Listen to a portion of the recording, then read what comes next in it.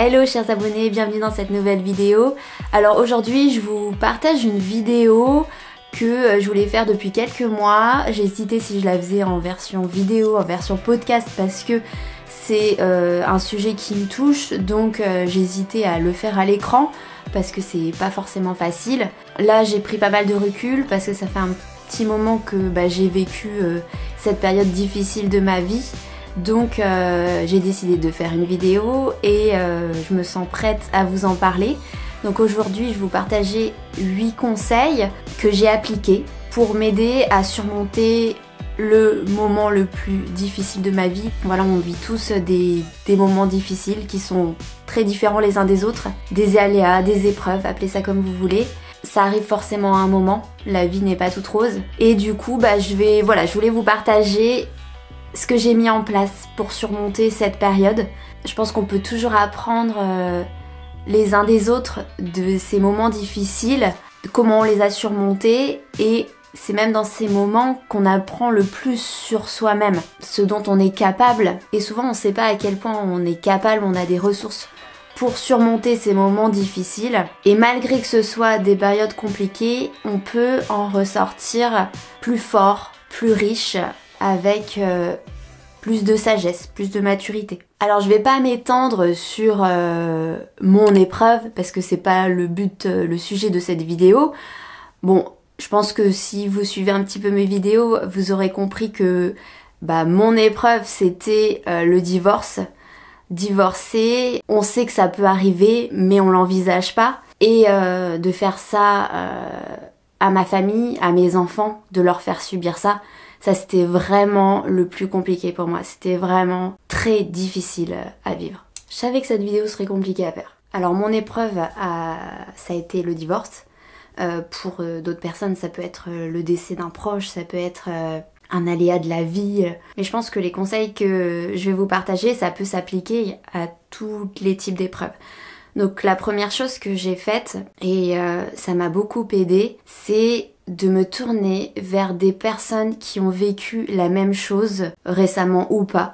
Voilà, dès que j'ai su que j'allais divorcer, je me suis tournée vers une de mes amies qui venait de divorcer.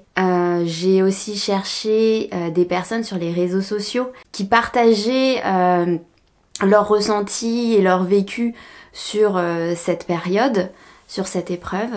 Donc j'ai trouvé le compte de Zozomum sur Instagram qui m'a fait du bien. Et en fait, pourquoi j'avais besoin de discuter avec ces personnes, c'est parce que j'étais dans un état où je me disais c'est la fin du monde entre guillemets, ma vie est foutue et je ne serai plus jamais heureuse. Et je pense qu'on est beaucoup à penser ça quand on est dans le dur d'une épreuve, de se dire, d'être persuadé qu'on ne trouvera plus jamais le bonheur et qu'on ne sera plus jamais réellement heureux. Et j'avais besoin d'échanger avec des personnes qui me disent, si, moi j'ai vécu ça et je suis heureuse maintenant. Et j'avais besoin d'entendre ça parce que vraiment dans ces moments-là, on pense sincèrement que le bonheur, c'est pas pour nous et qu'on ne le retrouvera plus. Et de savoir qu'il y a des personnes qui ont réussi à surmonter ça, déjà, c'est rassurant. C'est extrêmement rassurant. Mon deuxième conseil, c'est de s'entourer, de bien s'entourer à ce moment-là, parce que on a besoin d'amour quand on vit des moments difficiles. Alors je sais que c'est compliqué pour certaines personnes qui n'ont pas forcément de famille proche d'eux ou qui n'ont pas de famille qui les tire vers le haut, positive. Voilà, parfois on a une famille qui nous enfonce plus, qui nous aide à surmonter les épreuves.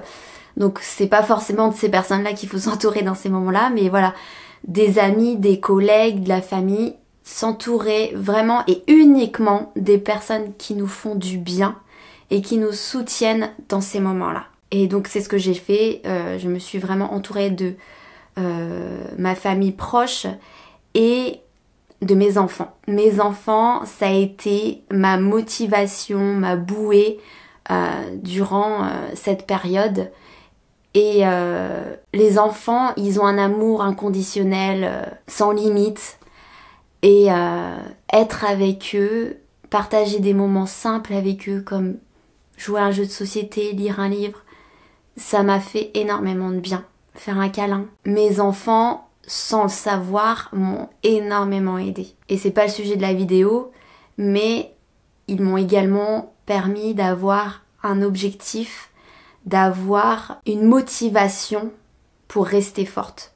Parce que clairement, j'aurais pas eu des enfants, j'aurais vécu un divorce.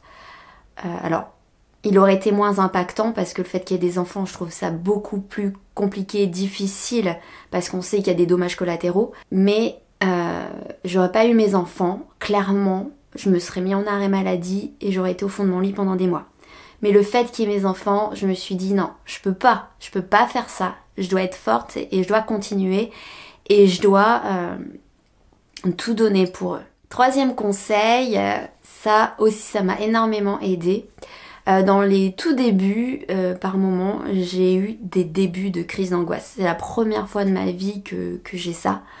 Vous savez, c'est quand la respiration s'accélère et vous sentez que là, la pression, elle est en train de monter et que ça va pas le faire, comme une cocotte minute. Et j'avais déjà fait du yoga dans le passé et donc ça m'a fait tilt. Je me suis dit là, il faut que je fasse des exercices de respiration parce que ça va pas du tout. Du coup, j'ai fait des exercices avec 2 vidéos sur YouTube que j'ai énormément aimé, que je refais de temps en temps et c'est vraiment... Alors c'est du yoga, mais plus vraiment axé sur la respiration et sur le fait de rejeter les énergies positives. Alors petite correction, c'est bien sûr des énergies négatives à rejeter et non positives. Et recevoir en soi les énergies positives. Donc c'est de Diva Yoga, la chaîne YouTube Diva Yoga. Et il y a 2 séances, cours de yoga anti-stress de 15 minutes et un autre calme et sérénité de 20 minutes à peu près. Donc voilà, c'est pas trop long en plus quand on sent qu'on va pas bien, qu'on commence à partir en vrille. Hop, on se met dans un coin, dans une pièce, on s'allonge et on fait cet exercice sur son lit, sur un tapis, peu importe. Et vraiment, les effets que ça fait en 15 minutes, enfin ça m'hallucine à quel point le mental a une influence sur le corps qui est vraiment énorme. Et donc voilà, j'arrivais à retrouver une respiration calme et... Alors ce que j'aimais énormément, je me souviens maintenant dans ces vidéos, c'est que ça te recentre sur le présent. Et en fait, quand tu vis des épreuves, souvent tu te projettes dans le futur. À te dire... oh il va se passer ça, et puis ça, et comment je vais faire pour ça, et pour ça. Moi c'était, est-ce que je vais rester ici, est-ce que je vais la garder à la maison, est-ce que je dois la vendre, est-ce que faut que je trouve un nouveau travail, comment je vais faire pour gérer les enfants en même temps. Et voilà, je pensais au futur, au futur et au futur. Et je me disais, je vais pas y arriver en fait. Et ces exercices nous aident à nous recentrer sur l'instant présent, tout de suite, maintenant. Et ne pas commencer à tergiverser dans le futur, à s'imaginer plein de problèmes. Et donc ça te recentre sur l'instant présent et en fait dans l'exercice tu te dis ok là maintenant tout va bien. Là, actuellement là. Est-ce qu'il y a un problème actuellement? Non en fait actuellement là tout de suite il n'y a aucun problème. Je suis dans ma maison, j'ai mes enfants à côté, aujourd'hui tout va bien, c'est une belle journée. Là à l'instant présent il n'y a aucun problème. Et du coup ça te calme parce que... tu relativises et tu te dis oui mais en fait là tout de suite il n'y a pas de problème. Là je suis en train de partir dans mes délires. Ok il faut prévoir le futur, il faut prévoir l'avenir, il faut anticiper. Mais là tout de suite tout va bien. Et je travaille pour que ça aille de mieux en mieux et que ça aille dans la bonne direction. 4e conseil, je me suis dit ok là tu vis une période très compliquée. Tu dois te foutre la paix. Personnellement j'aime bien... m'améliorer, faire des nouvelles choses pour mes enfants dans la maison, dans mon travail, le développement personnel, etc. Et là, je me suis dit, ok, là, t'arrêtes avec tes exigences de maman parfaite. Déjà, j'avais travaillé sur ça les années précédentes. Mais là, je me suis dit, ok, là, tu dois te concentrer sur prendre soin de toi, prendre soin de tes enfants. Le reste, on s'en fout. Si les repas sont pas parfaitement équilibrés, si la maison n'est pas parfaitement propre, si ceci, si cela, on s'en fout. Là, tout ce qui compte, c'est toi et tes enfants. Et tu te lâches la grappe. Tu te lâches la grappe avec toutes tes exigences. Tu te laisses tranquille pendant quelques mois. Voilà, Il y avait déjà tellement de choses à gérer parce que voilà, quand on vient un moment difficile, que ce soit un décès, un divorce ou autre, on est obligé de gérer certaines choses. Donc déjà on a ça à faire, donc pour le reste, je pense qu'il faut vraiment qu'on se laisse tranquille, qu'on prenne soin de soi en fait, comme si on était notre propre enfant et qu'on soit gentil avec nous-mêmes. 5e conseil que j'ai à vous partager, c'est le fait de relativiser et d'être reconnaissant. Alors ça peut paraître compliqué à faire dans des moments difficiles, mais malgré que ça peut être des moments extrêmement difficiles, il y a toujours du positif dans ces moments difficiles. Encore une fois, j'ai pensé à mes enfants et je me suis dit, c'est un moment difficile, mais tes enfants, là, ils vont bien, ils s'adaptent bien à l'école, ils sont en bonne santé, t'es aussi en bonne santé, t'as un toit, t'as à manger dans ton assiette, t'as une famille qui t'entoure. Ok, c'est hyper dur, ça reste dur et faut pas nier le fait que ce soit dur, hein. Faut pas être dans le déni non plus, hein. L'épreuve elle est là, c'est compliqué, il faut se le dire, mais il n'y a pas que du négatif, il y a aussi du positif. Et le fait de me dire qu'il y avait du positif, que j'avais quand même la chance d'avoir une maison, d'avoir des enfants qui sont en bonne santé, qui vont bien, et ça me faisait du bien. Ça me faisait du bien de me dire que il y a des choses qui vont bien et que tout n'est pas en train de s'écrouler, il y a juste une grosse partie qui est en train de s'écrouler, qu'il va falloir reconstruire. Mais là, il y a aussi des choses qui vont bien. Et vraiment, je m'accrochais à ça.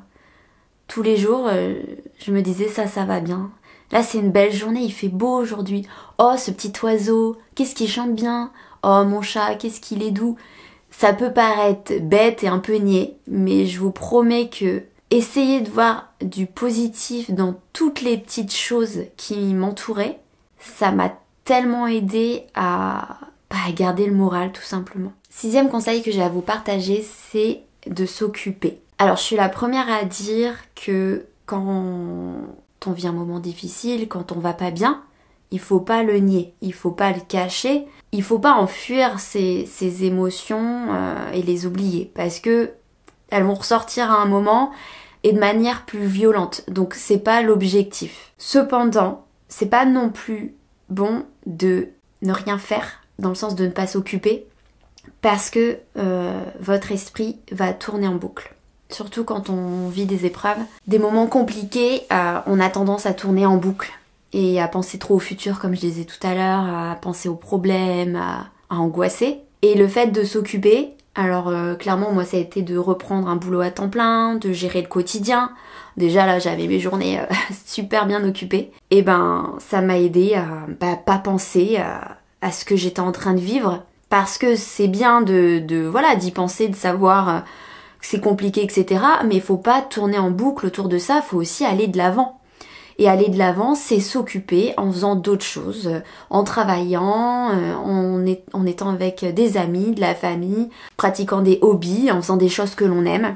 Mais vraiment, s'occuper un maximum pour ne pas penser, ne pas ruminer dans sa tête, parce que ça t'enfonce en fait quand tu restes sur tes pensées. Autre conseil, c'est de s'entourer de choses positives, de divertissements positifs, de choses qui nous font du bien. Quand on vit des moments difficiles, je pense qu'au niveau des hormones, on est au plus bas. Et donc c'est important de faire aussi des choses qui nous font plaisir, de rire. Alors, c'est pas forcément facile de rire. Au tout début, ça va pas être le cas, mais petit à petit, ça va revenir. Et un truc bête, c'est que tous les matins, en allant au travail et en revenant, j'écoutais Rire et Chanson. Alors maintenant, je connais tous les sketchs par cœur, j'écoute une autre radio parce que j'ai saturé complètement. Mais à cette période-là, je les connaissais pas. Et du coup, je rigolais en allant au travail et je rigolais en revenant du travail. Et rien que ça, franchement, ça me faisait tellement du bien parce que c'était compliqué de reprendre un travail, de laisser mes enfants que j'avais toujours avec moi avant. C'était super dur et le fait d'y aller en rigolant, ça m'a vraiment aidé à passer cette période de manière plus positive et à rire. Et le rire, en fait, ça fait tellement de bonnes choses dans le corps. Et du coup, à cette période-là, je regardais beaucoup de sketchs, LOL sur Amazon Prime, pour rigoler, parce qu'en fait j'avais juste besoin de sujets légers, des rires, des trucs simples, cool. J'ai regardé aucune comédie romantique pendant au moins 1 an. Franchement, je ne pouvais pas. Je pouvais pas non plus regarder des trucs qui faisaient peur, qui étaient violents. Je pouvais pas. J'avais juste besoin de feel good, de trucs légers, cool, sympas. Et je pense que voilà, il faut vraiment s'écouter, vraiment se tourner vers ce qui nous fait du bien et ce qui est positif. Dernier conseil, et pas le plus simple, c'est d'être patient. Avec l'espérance qu'il y aura des jours meilleurs et que le temps fait son effet. Le temps nous permet d'oublier. Les humains n'ont pas forcément une très bonne mémoire de tout. Enfin voilà, il y en a qui ont une très bonne mémoire mathématique, etc. Mais on n'a pas toujours une très bonne mémoire sur les événements, sur les sentiments qu'on a vécus, etc. On n'oublie pas tout forcément, mais il y a toujours une petite partie qu'on oublie. C'est comme si ça se distillait dans le temps. Et au fur et à mesure, la douleur qui était très forte, 6 mois plus tard, elle est un peu moins forte. Et 6 mois encore après, elle est encore un peu moins forte. Et ainsi de suite. Et au fur et à mesure, la douleur s'atténue. Et il n'y a que le temps qui peut faire ça. Et pour ça, il faut être patient.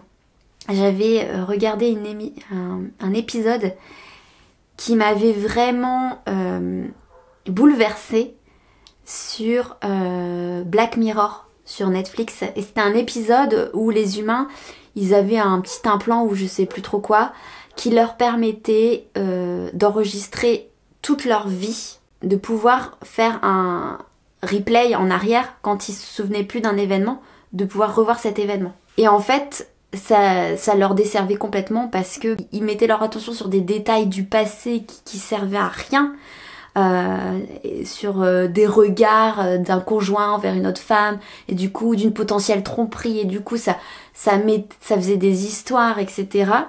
Et du coup, le fait d'avoir tous les souvenirs qui restaient toujours intacts, ils étaient incapables de pardonner. En fait, ils pouvaient revoir la scène comme s'ils venaient de la vivre à chaque fois. Je me suis rendu compte que le fait de pouvoir oublier, en fait c'est une chance de pouvoir oublier, parce que quand on vit des moments difficiles, ça nous permet qu'un jour on n'en souffre presque plus et qu'on soit guéri entre guillemets de ce moment. On a de la chance en quelque sorte que le temps fasse son effet et nous aide à atténuer la douleur. Voilà, c'était pas une vidéo des plus gaies aujourd'hui, mais ça me tenait à cœur de vous partager ces conseils parce que on vit tous des moments difficiles. Et c'est en partageant nos expériences, nos conseils, comment on s'en est sorti, que on peut tous s'entraider et surmonter ces moments. Si vous avez des idées de vidéos que vous voudriez que je fasse, donc sur ce genre de thème ou un thème complètement différent, budget, ménage, ce que vous voulez, n'hésitez pas à le mettre en commentaire. Et si vous voyez dans les commentaires des idées qui ont été suggérées que vous aimez, n'hésitez pas à liker le commentaire, comme ça moi je sais que voilà, il y a plusieurs personnes qui souhaitent ce sujet. Si vous n'êtes pas encore abonné, n'hésitez pas à le faire. Je vous souhaite un bon week-end, une belle semaine et à très bientôt sur YouTube.